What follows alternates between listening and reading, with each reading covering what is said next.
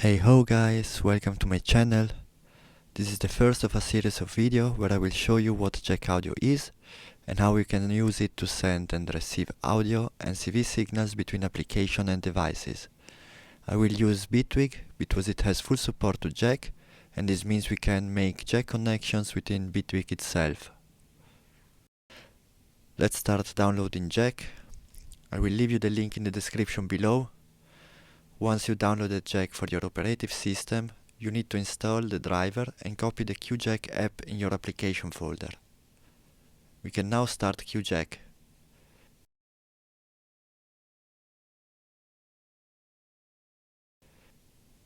The first time we run it, we need to open the setup page and choose Core Audio as our driver. We then choose our sound card, the sample rate, and the buffer size. We can now open the audio settings of Bitwig and choose JackAudio as our driver. We need now to create a stereo output to send audio from Bitwig to our speakers. In my case, the speakers are connected to the output 1 and 2 of my sound card. In Jack, the sound card is called System and the output's Playback. So I'm gonna choose System Playback 1 and System Playback 2. I will also add a mono stereo input for my microphone. So I will just call it mic and choose System Capture 1, since my microphone is connected to the input 1 of my sound card.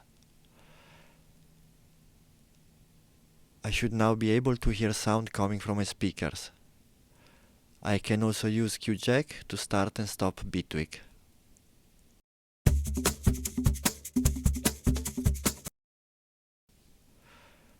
If we open now the graph panel in QJack, we can see the app and devices that are connected to the JackAudio server, and also we see the connection we just made in Bitwig. I hope you enjoyed this video. In the next episode I will show you how to connect Bitwig with vcv-rack using Polygrid, so consider subscribing and thanks for watching.